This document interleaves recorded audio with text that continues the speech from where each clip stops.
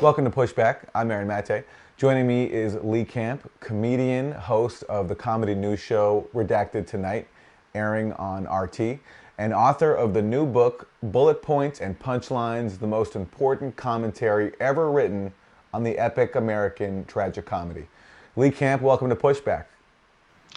Thank you. And that title's not intended to be grandiose at all. What do you think they're saying right now amongst the Democratic establishment as they look out across the country? They say they see Bernie Sanders rallying people around issues like Medicare for all and free public education. Bernie Sanders renouncing AIPAC, refusing to go to their convention, and all the other candidates now having to follow his lead because they're seeing that actually Bernie Sanders has his finger on the pulse of the base of the Democratic Party. Yeah, I mean, I think they're freaking out, and I think this is what the end of an empire looks like if you don't make some sort of changes to allow a slight adjustment in inequality, a slight adjustment in the Gini coefficient, a slight adjustment in how horrible people have it when they can't afford to get health care, when they can't afford to deal with their everyday life. You know, what is it? 50% of Americans can't afford, say they can't afford a $500 emergency. And so the slight adjustment, you know, people call Bernie Sanders radical, but it's not. What he's proposing is not radical if you look at a lot of countries around the world. It's just standard to have a social safety net that can actually prop people up and give them okay lives. And we saw this adjustment with the New Deal. That was, you know, the capitalist class, the top class was eating themselves alive or eating the society alive. And the New Deal basically evened it out a little so you could continue the gravy train longer. Now, if Bernie Sanders gets into office and actually makes some of these changes, then, you know, our capitalist system may be able to go a little longer. But things are collapsing down around us. And with the ruling elite really just pushing in their own candidate. I mean, and really they're doing that anyway by trying to rig the election with money. So, you know, you have two billionaires in the Democratic race for president. They're trying to purchase this presidency. And in fact, Michael Bloomberg tripped up in the debate and he literally said, the 40 senators, or I can't remember which he was talking about, but Congress people, he said 40 of them, I bought them. And he meant I helped elect them by donating. But really, in his view, I bought these senators, I bought this Congress, and I'm trying to buy this presidency. And when you end up at that point, that is kind of the end game of unfettered capitalism. That is the end game where you have incredibly wealthy people just purchasing the system. They've done it on different levels, which are not talked about as much as the presidency, such as, taking over the regulatory systems, capturing the regulatory systems and things like that. But the presidency is perhaps the most obvious. And of course, we currently have a billionaire president. So it really does feel like if they don't allow some sort of adjustment, that this is the end point. Well, you know, speaking of adjustment, this actually raises to me what I've come to believe is actually the one positive thing that has come out of Russiagate. Because I was talking to Leslie Lee, who hosts a podcast called Struggle Session, and he pointed out that what the Democrats could have been doing for the last 3+ years after losing to Trump is basically, after seeing how Bernie Sanders almost won the nomination, what they should have been doing is, formulating a candidate with a platform that could pretend to be Bernie Sanders without actually being Bernie Sanders, but, mimic him enough to basically take away his base and try to undermine him. But Democrats got so obsessed with Russiagate, and then its equally pointless sequel, Ukrainegate, that they didn't spend the time to do that. They kind of ignored or forgot about Bernie Sanders' rise and didn't put in the work that they would have needed to do to neutralize him come 2020. And now the primary arrives and they're totally off guard and he is destroying them and they have no answer except trying to raise manufactured crises like he is mean Bernie bro online supporters or these like vague reports calling them Nazis, or these vague reports that Russia wants to help him, but they have nothing. It's not working, and the result is this nonstop panic. So maybe there was one good thing to come out of Russiagate after all, which is that it distracted these failed neoliberal centrists for over 3 years. Yeah, they tried to do it a bit with Elizabeth Warren because she did kind of fake as if she was good, a bit for good on healthcare, and then she pivoted on that, and good on big banks, and now people kind of know the truth about where she stands in her past. But yeah, you're right that they seem to have forgotten. I also think that there's been a shutting down of social media, at least in certain regards, and this purging of accounts that were revealing the truth about war and the truth about police and things like that. And so I think that they maybe thought that the social media had been kind of put back in the box enough that you could prohibit a Bernie Sanders rise. And it definitely has inhibited the Bernie Sanders movement to some degree, but it wasn't really enough. It's not really enough to to suppress videos like mine with Redacted Tonight and videos on so many other levels. But it hasn't been enough. People want. I mean, the idea, the idea that people should have their lives destroyed over their health care is just like your average American understands that's insane. And to have even the Democrats standing up for that system, a lot of them, is like it's just laughable that they thought they could get support with that. So, speaking of suppressing dissenting voices, let me ask you about your experience as the host of a very left-wing comedy news show. Which in itself would be the target of, censorious voices. But on top of that, it also airs on RT, a Russian government-backed network. And for that, you've been profiled in several outlets in attack pieces on you in the New York Times and NPR. And meanwhile, there's actually been government efforts to silence Russian-backed outlets, especially Radio Sputnik in Washington, D.C. There was just a letter recently written by a bunch of lawmakers, mostly Democrats, to the FCC asking them to basically shut down Radio Sputnik. To stop freedom of speech. That's our Democrats. Yeah. So talk to us a bit about your experience hosting the show and the kind of attacks you faced for it from other outlets in the media like NPR and the New York Times. Yeah, I mean, people need to realize, and I imagine most of your viewers already do, that there's certain things you really can't say, at least not on a regular basis, on your mainstream media. One of those is to question our endless wars. Another is to question, common establishment consensus like Russiagate, to actually question what's going on there, and question the chemical attacks in Syria, which we now have whistleblowers who have said that those were fabricated. And so it's like questioning many of these things, standing up against corporations. That's not really allowed, at least not on a day-to-day regular basis on your mainstream media. And people who do are pushed off of those networks or maybe never approached. I was a small enough comedian at the time that I was never approached by those networks. But other voices like Jesse Ventura was paid millions of dollars to leave MSNBC because he was anti-war. And Chris Hedges was pushed out of the New York Times after he came out against the war. And Ed Schultz and, so many others that Melissa Harris Perry, so many others that have been pushed out of these networks simply for saying things that shouldn't even be that outrageous, questioning our endless bombing of civilians and things like that. So we end up, many of us, at one of the only places where we're on, at least on television. Yes, you can go on YouTube, but on television to be allowed to say these things. RT America, Jesse Ventura is here, Chris Hedges here, Ed Schultz used to be here, and that's where you end up because we don't have the outlets. It actually is a very significant statement on our media that our voices are only allowed on a select number of channels on our television sets, and so. That's why I'm here. I've been saying the same stuff with my stand-up comedy for 20 years now. I haven't changed my opinion.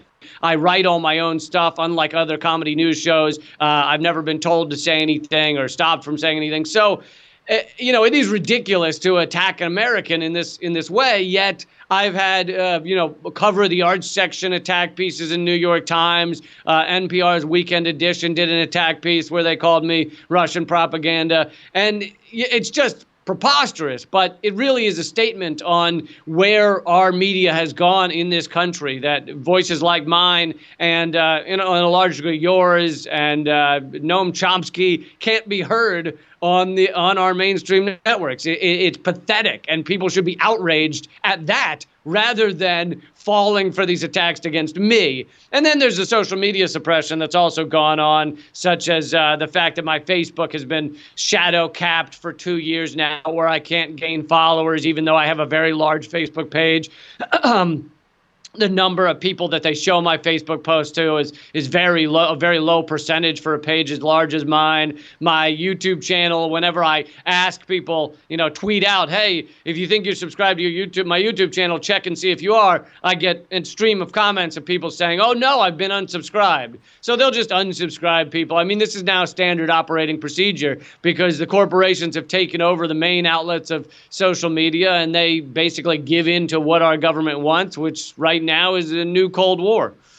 There was one part of that NPR profile of you that I wanted to ask you about because I found it very curious. So the host, this is NPR Weekend Edition, Scott Simon. And Scott Simon said this. He said, we asked Lee Camp for an interview, but couldn't agree to his ground rules, unquote.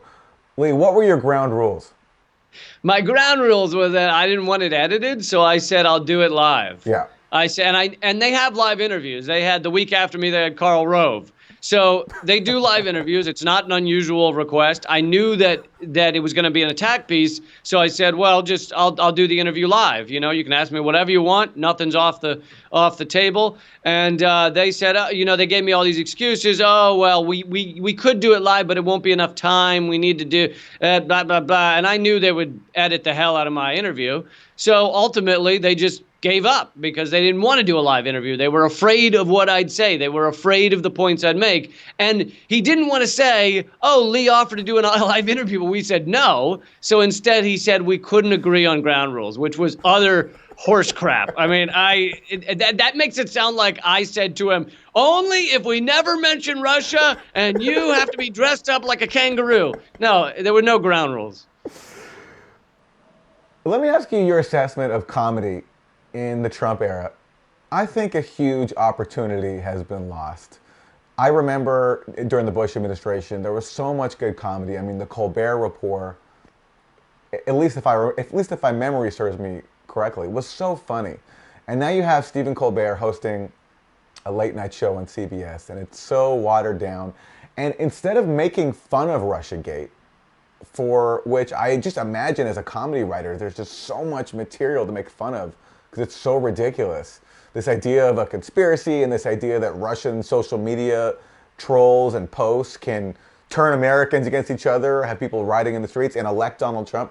But a couple of Facebook posts that were like an image of Jesus and Satan arm wrestling. Yeah, I mean it's hilarious, or like advertising a masturbation hotline. But yet instead of making fun of all this stuff, you have mainstream comedians like Colbert and the Daily Show with Trevor Noah, and now that Jon Stewart's gone, just going along with it. I'm wondering just your thoughts of where comedy is at these days, political comedy is at. Yeah, it really is sad. I mean, I've wanted to do and have done political comedy for years and years as a stand-up, even before Redacted's almost 6 years old, but I was doing stand-up for 15 years before that, and the thing I found even under George Bush was that there's a certain surface level of political jokes that will be done by comedians who are not really political comedians. So basically under Bush, every comedian had 3 Bush jokes because it was just the cool thing to do. And to me, that quickly got boring. So after the first year of George Bush, I stopped just making fun of him being dumb, and I started going at the deeper issues, the military-industrial complex, big pharma, the Wall Street issues, like things like that, which I felt were more fascinating, more interesting. It was something the audience hadn't heard. It wasn't just, Bush can't read. And the similar is true with Donald Trump. Yes, they are making fun of Trump, but it's all at a very surface level. And I think most of these guys, some of them I know, I used to know John Oliver back in New York City. Very nice guy, very friendly guy to talk to. But I think their understanding seems to just be like whatever they read in the New York Times that day or Reuters. They never look deeper than that. So if New York Times is pushing, Venezuela is being killed by their dictator, then that is what they're going to talk about. And it really is pathetic that these incredibly smart human beings, John Oliver is one of the smartest guys I've ever met. Colbert is a genius when it comes to improv. These are smart people, and they never push themselves to actually analyze the crap and the propaganda they're being fed. And it really is. It's sad to see. I mean, it's sad because I know how talented these guys are. The Colbert Report back on Comedy Central, it didn't always push the limits, but it was some of the best comedy and comedy writing I think I've ever seen. And, I don't take that away from them, but I don't think it's really, and they don't feel the need to push deeper and figure out the heart of the system. They don't really feel a need to. These are not, I think they don't consider themselves activists. Colbert has said in an interview, not recently, like a year ago, that people don't understand that he doesn't want to be an activist. He doesn't want to really influence things. He just wants to do comedy.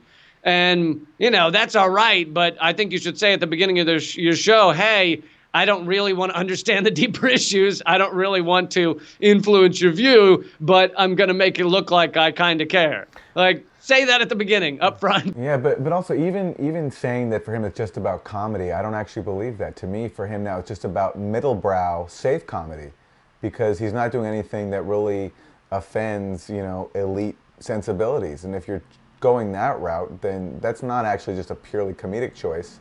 That's a political choice. And I would argue it. I would argue it is. Yeah. I remember going to see a taping of the Colbert Report, and it was one of the most genius performances I've ever seen. And I think about who are some of your big comedy influences, and do you see their traditions still being carried on today, or do you think that the spirit of I'm thinking of people like George Carlin and Dick Gregory. I just wonder if there's just a shift in what's considered fashionable and encouraged inside comedy culture. Well, many of those guys, they were the outliers of their own generations to some degree. There might have been a little more, during the hippie movement of actually caring about these issues and stuff, but they were still somewhat the outliers.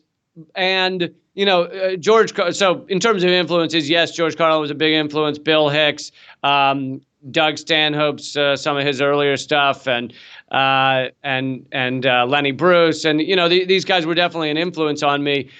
But they themselves were censored to a degree. I mean, George Carlin got famous for doing stuff that was not very political, the hippy dippy weatherman and things like that. And then he shifted and started talking about the more political stuff, had big success on albums, vinyls, touring college campuses and stuff. But they weren't airing that stuff on regular television. And he got very lucky that when he was starting to reach the cap of that, HBO came along and would air unedited everything he said.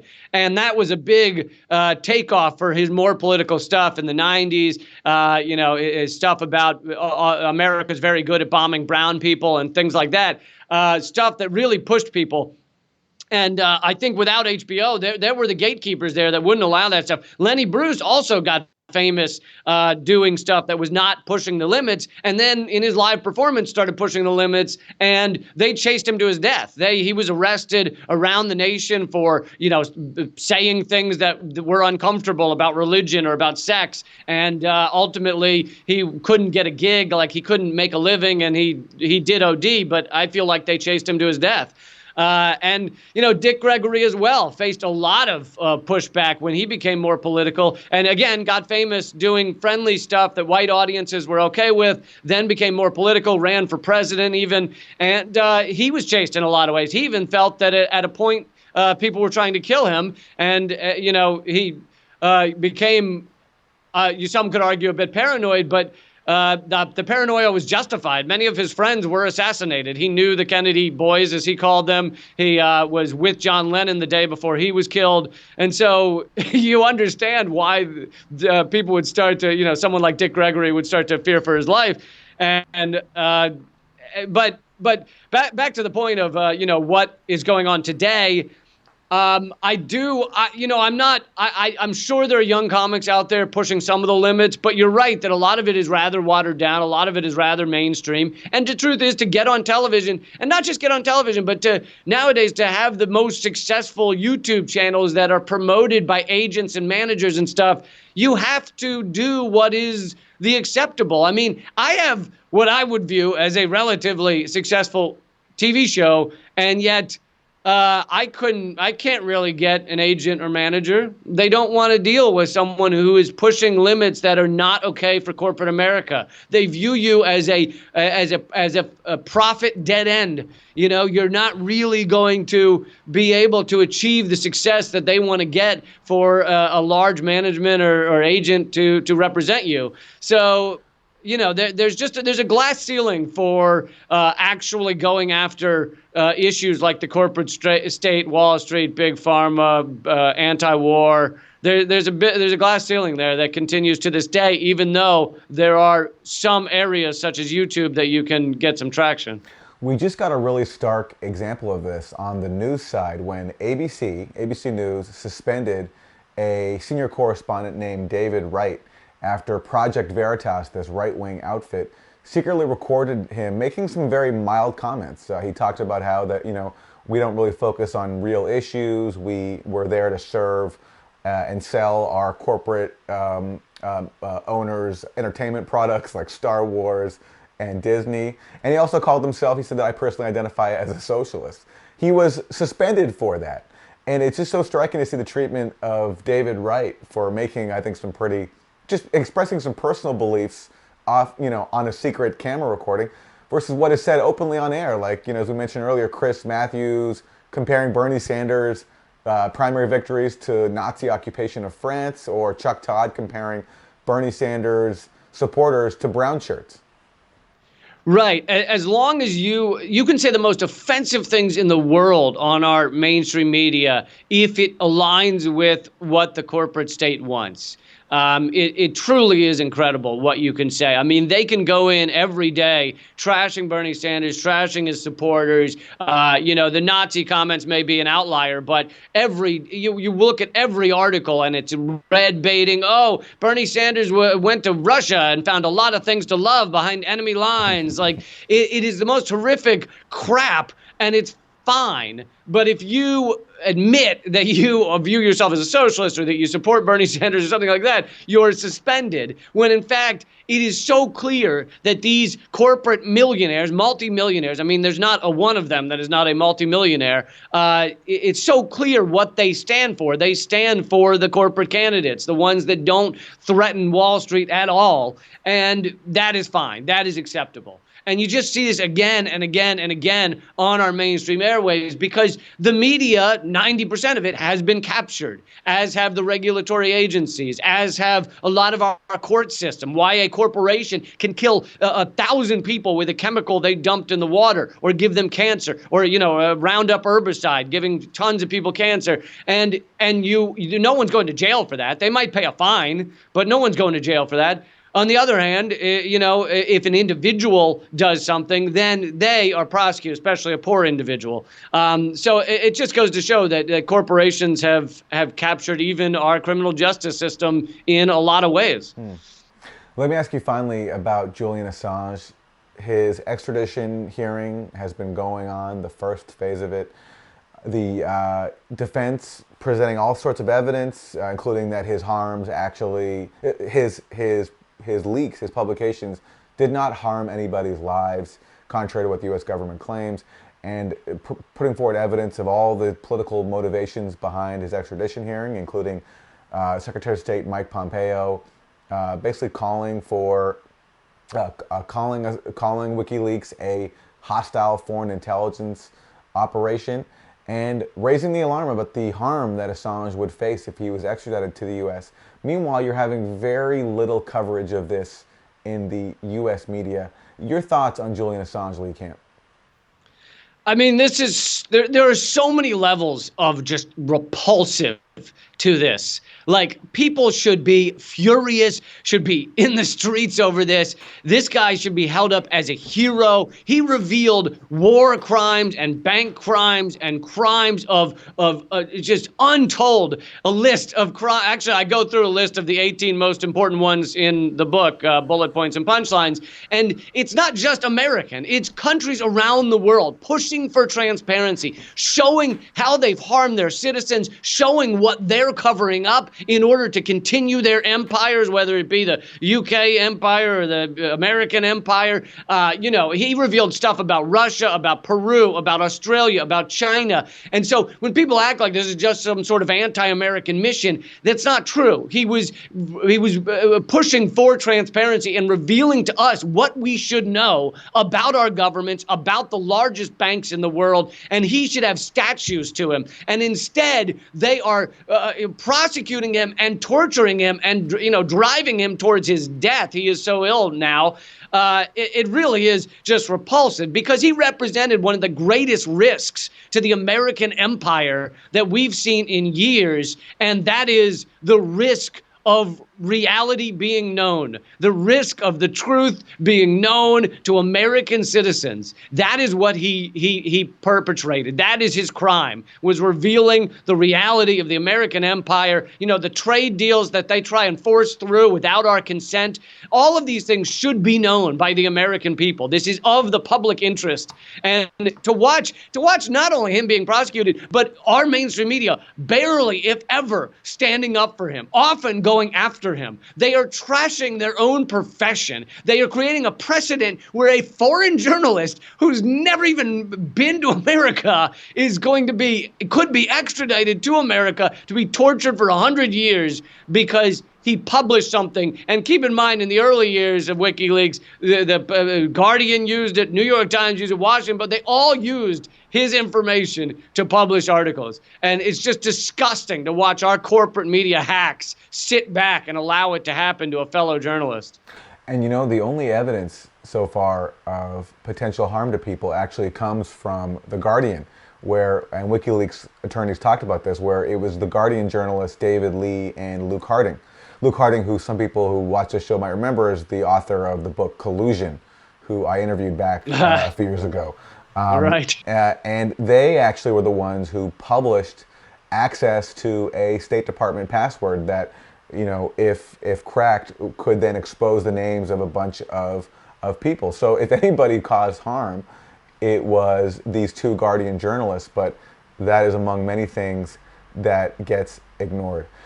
Lee Camp, how can people follow your work? Well, the new book is at leecampbook.com. You can check it out there, and it should be in, indie stores soon. Also, I'm coming for a book event to perform live at Strand Books in New York City coming up on March 7th, and that's at leecamp.com. But the whole show, Redacted Tonight, everything I do, my podcast, Common Censored, that's all. You can find it all at leecamp.com.